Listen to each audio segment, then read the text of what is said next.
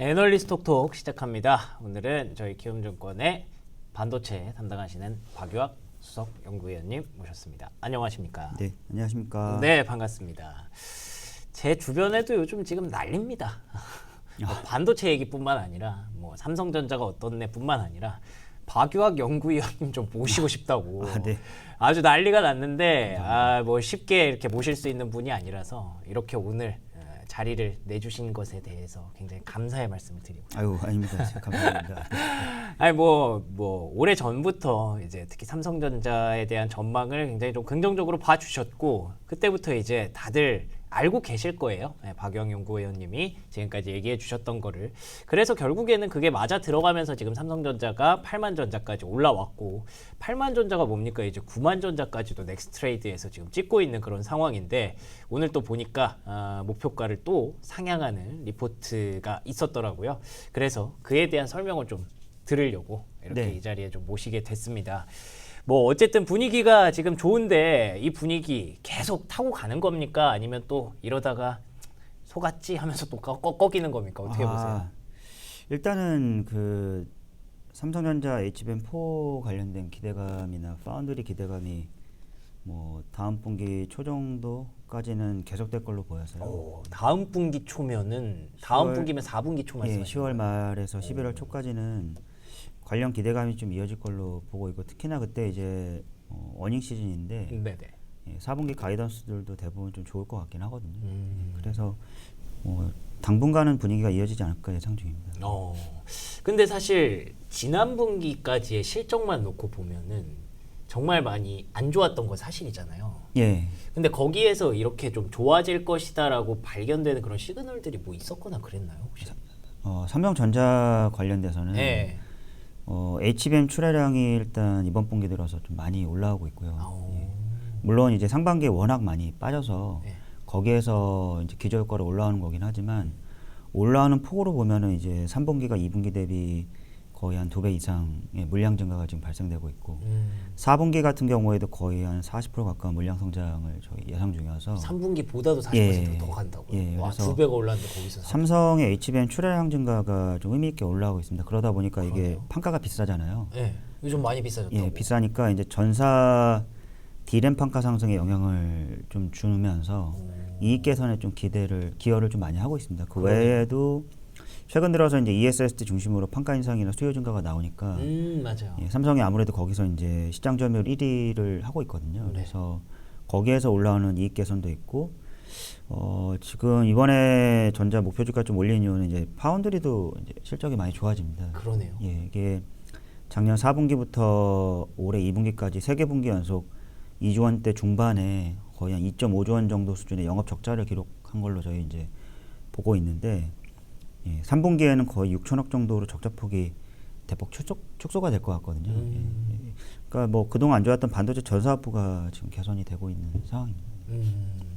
그러니까 이게 삼성전자가 이 세 가지가 다 약점이었는데 그 세 가지가 다 강점이 됐어요. 첫 번째가 이제 HBM, SK하이닉스에 비해서 많이 뒤처져 있었는데 그게 출하량이 점점 더 가파르게 늘어나고 있고 좋은 소식도 조금씩 전해지고 있는 것 같고 그리고 두 번째가 이제 D램과 낸드라고 하는 SSD라고 하는 우리가 레거시 반도체라고 불렀던 그런 쪽에 대해서는 이제 확실히 좀 턴어라운드가 되는 것 같고 거기에 AI가 붙어서 더 빠르게 턴어라운드가 된 것 같고 그런데다가 마지막으로 파운드리까지 골치덩이었는데 이것까지 긍정적으로 바뀌니까 이 세 가지가 다 주가를 누르다가 세 가지가 다 주가를 하나씩 올려주는 그런 계기가 됐단 말이죠.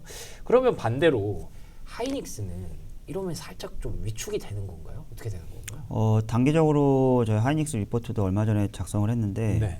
하이닉스 뭐 3분기 실적은 서프라이즈 날 걸로 저희 보고 있거든요. 거의 분기 영업이익이 12조 원 정도 찍으면서 경쟁사들 특히 뭐 삼성전자 메모리 사업부보다도 훨씬 더 이익을 많이 기록할 걸 예상은 되는데 좀 더 길게 보면 이제 HBM4 부분에서 전자한테 점유율을 잃을 가능성이 지금 점점 높아지고 있고 점유율을 잃을 가능성. 예, 점유율이 왜냐면 워낙 이제 엔비디아 내에서 압도적인 점유율을 차지했던 게 이제 하이닉스다 보니까 그렇죠. 예, 삼성전자가 올라오면 자연스럽게 점유율이 좀 빠질 수밖에 없거든요. 조금만 빼앗겨도 그게 이제 숫자로 눈에 보이니까. 특히 그 엔비디아 가속기라고 하는 거 내에서 지금 HBM이 차지하는 원가 비중이 최근 2년 사이에 한 2배 정도가 올라서 이제 그 그 엔비디아 내에서 HB 원가 비중이 20% 정도까지 네. 올라와 있는 상태예요. 근데 엔비디아 입장에서 보면 이제 뭐 27년도 내후년 제품이긴 한데 엔비디아의 그 루빈 울트라가 나올 때 HBM의 그 탑재량을 네. 3배 정도 올리게 됩니다. 그러니까 사실 엔비디아는 내후년에 루빈 울트라가 나오기 이전에 HBM에 대한 그러네요. 원가 개선을 단가를 내리고 싶겠네요. 어떻게든 해야 본인들 수익성을 좀 지킬 수 있는 상황이 지금 되고 있거든요. 예. 그래서 그 어느 때보다 지금 삼성전자의 시장 진입을 원하고 있는 게 고객사인 엔비디아이지 않을까 저희는 이렇게 판단하고 있습니다. 뭐 그 젠스당 CEO랑 이재용 회장이랑 막 포옹하고 그랬던 게 다 무의미한 게 아니었을 수도 예, 있겠다라는 생각이 좀 들기는 하네요. 다들 그렇게 사실 상상은 했거든요. 젠스당 입장에서도 당연히 이게 경쟁이 붙어서 이 단가를 낮추고 싶을 텐데 이게 왜 안 될까 고민을 했었는데 지금만큼은 안 되더라도 어떻게든 되게 만들어야 되는 그런 시점이다 보니까 네. 루빈 울트라를 앞두고는 3배가 늘어나니까 그건 좀 내리고 싶어 할 것 같습니다. 그러면은 사실 이게 굉장히 뭐 상투적인 질문이긴 한데 지금 시점에서 봤을 때는 당연히 삼성전자가 좀 더 나은 픽이 되겠네요. 예, 여전히 이제 삼성전자랑 관련된 이제 반도체 소부장 업체들을 예, 선호를 하고 있습니다. 하이닉스에 비해서. 예. 그러면은 그것도 좀 궁금합니다. 이게 이렇게 점점 더 세분화되고 발전하면서 요즘 아까 잠깐 언급하셨지만 D램이라든지 eSSD 이런 쪽으로 점점 레거시 반도체 쪽으로도 확장이 되고 있다고 들었는데 그 가격이 올라가는 게 좀 무섭게 올라간다고 하더라고요. 아, 그건 네. 어떻게 보세요? 지금 eSSD는 뭐 지난 2분기에 일부 공급업체들이 재고 조정을 좀 강도 높게 진행을 했거든요. 예. 그 이후에 이제 수요가 올라오다 보니까 미국에 있는 뭐 샌디스크나 일본의 키옥시아 위주로 판가 상승을 고객들한테 이제 거의 통보를 하고 있는 상태거든요. 와, 그렇게 해도 되니까. 예, 그래서 이제 그게 이제 지난 3분기부터 영향을 좀 주고 있고 네. 그 레거시 D램은 아직 그 정도 상황은 아닌데 모바일 쪽 재고가 상당히 좀 건전하고 범용 D램 쪽에 이제 서버 쪽도 요즘에 수요가 좀 좋아지는 기미가 보여서 4분기에 들어서면 이 범용 D램의 판가가 좀 많이 올라갈 것 같습니다. 그래서 레거시 쪽도 이제 지난 뭐 이번 3분기에는 이제 낸드에서 일단 시작이 되고 있지만 다음 분기 들어가면은 일반 범용 D램 쪽에서도 판가 인상이 나오면서 전체적으로 이런 범용 메모리의 수익성 개선이 대거 일어날 것 같습니다. 사실 그러다 보니까 삼성전자 입장에서는 범용 메모리에서 이제 마진을 좀 지켜주고 거기서 이제 올라가게 되면 상대적으로 부족했던 HBM은 좀 공격적으로 영업을 또 할 수가 있거든요. 그래서 이런 것들이 전자 우호적인 어떤 업황으로 계속 작용할 것 같습니다. 그래서 지금 사실 목표가를 10만 원 이상으로 상향을 하셨단 예. 말이에요. 이런 것들이 다 이제 포함이 돼서 목표 주가가 10만 5천 원이 됐는데 이러면 또 이제 뭐 10만 전자에 대한 그런 뭐 논란이라든지 뭐 이런 네. 얘기들이 또 나오기 시작할 텐데 예.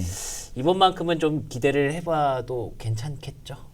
일단은 현재로서는 그렇게 보고 있고요. 왜냐면 이제 뭐 10만 원이라는 그 약간 상징적인 가격. 그런 네. 상징적인 가격이 있는데 네. 예를 들어 지금 하이닉스가 받고 있는 밸류에이션을 삼성전자에 적용을 하면 10만 원은 뭐 거뜬히 뛰어넘게 되는 그렇게 해야 되는 거구나. 상황이거든요. 근데 지금은 이제 뭐 업황이 크게 깨지지 않는 상태에서 전자가 좀 저매로 올라갈 걸로 좀 기대가 되는 상황이니까 일단 뭐 충분히 가능하지 않을까 이렇게 봅니다. 혹시 이거는 또 추가 질문인데 내일 아침에 마이크론 실적이 나오는 걸로 알고 있거든요. 그것도 좀 괜찮게 작용을 할 거라고 보세요. 예, 일단은 주가가 많이 올라 있긴 하지만 그쵸. 예, 네. 지금 4분기 아까 잠깐 얘기 드렸듯이 이제 범용 메모리 판가가 4분기에 많이 올라갈 걸로 보여서 D램 부분에서의 가이던스가 좀 좋게 나오지 않을까 기대 중입니다. 네.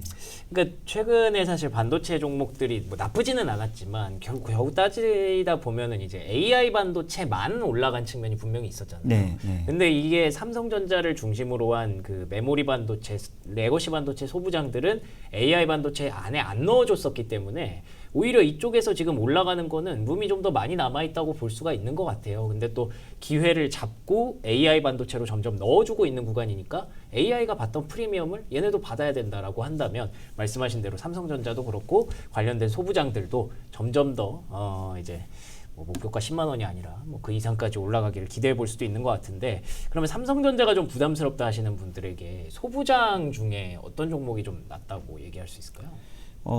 소재 쪽에서는 이제 솔브레인이나 TCK, 한솔케미칼 이 3사를 그동안 선호를 좀 하고 있는데 여전히 예. 좀 좋게 보고 있고 주가 업사이드도 남아 있다고 지금 생각을 하고 있고요. 예. 그 장비 쪽에서는 지금 현재 원익 IPS라는 업체 그리고 파운드리를 주요 고객으로 하고 있는 그 HPSP라는 업체 이렇게 예. 두 개 정도를 장비 쪽에서는 저희가 좀 선호하고 있습니다. 그리고 최근 들어서 이제 전자 파운드리 실적이 개선되고 고객들의 이제 신규 수주를 전자가 좀 받고 있잖아요. 그러다 보니까 그쪽 서플라이 체인도 좀 눈여겨보면 좋을 것 같긴 하거든요. 저희 정식 커버는 아니지만 그래도 관련 서플라이 체인 종목 이름들은 뭐 네페스 아크, 두산테스나 뭐 이런 업체들, 엘비세미코 이런 업체들이 있어요. 그리고 네.